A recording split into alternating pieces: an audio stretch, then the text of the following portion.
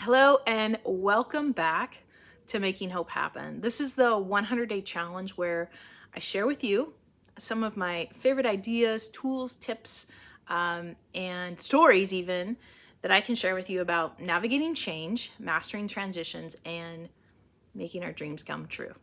It's day 2. I just finished my workout. It was a strength training workout and it's time for another video. So let's jump right in.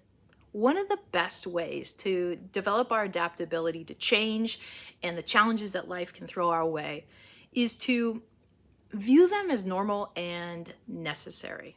Today, I'm going to share with you 2 examples that you've probably never heard of to help us view change and challenges as not only normal, but also needed, especially if you want to live a long, rich, beautiful, and rewarding life.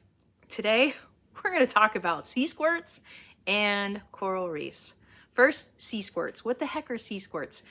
Sea squirts are those potato-shaped organisms that are found in the ocean, and you may have seen them like on a dock, on the side of a boat, or on a rock.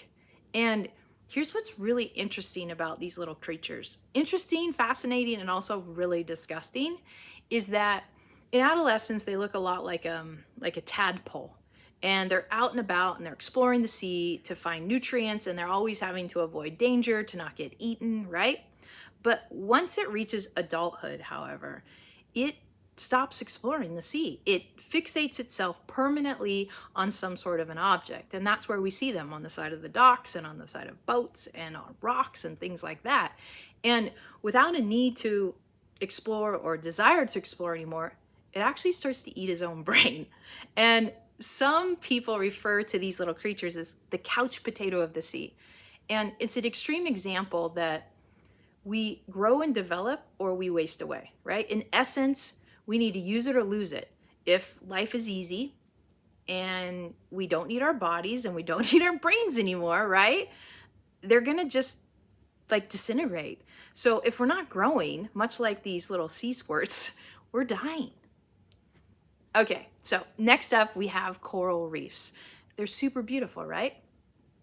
And that also depends on which side of the reef you're actually looking at or which side of the reef you're on. If you're on the lagoon side, it's really calm. You might notice that it's lifeless. It's super serene and lifeless and still. It's mostly sand, right?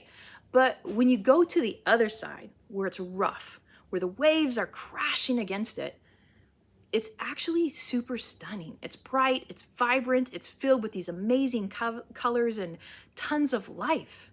And why is that? Well, it's said that the coral that's on the lagoon side, because it doesn't have challenges to grow and to survive, it dies quickly.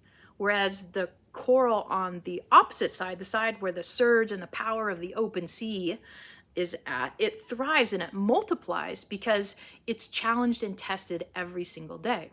Isn't that fascinating? And if you think about it, it makes sense, right? Like, think about our own lives. When have you felt most alive in your life? Most engaged and most alive? It probably wasn't when life was easy, right? And you're just chilling on the couch and you're bored and stuff, right? It's probably been when you've been challenged, like with a newborn or a new job, or you're planning a wedding, or maybe you finished your first 5K, something like that, you know?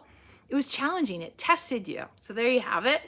Sea squirts and coral reefs, 2 examples today. Essentially, what we're describing is that without challenge and change, we stop growing. And if we're not growing, we're dying or eating our brains. Hopefully not. If we want to live a really, really awesome life, we'd be wise to stop viewing change and challenge as something to avoid and start to view it as something that is normal and needed, right? And when we stop resisting change, we can adapt more quickly to the change. That's it for today. Thanks for watching day 2 of Making Hope Happen. This is the 100-day challenge, and I really appreciate your love and your support.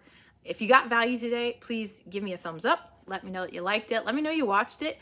And if you think someone else might benefit from this video, please share it on social media or email or whatever platform is kind of your thing. Go ahead and do that for me. I'd really appreciate it. I'm excited in the process of you doing that. I'm really excited to find my people and to do my part to help illuminate and brighten the world one person at a time through my life and through the work that I do. So thanks for helping me show up and put in the reps physically and mentally doing these videos.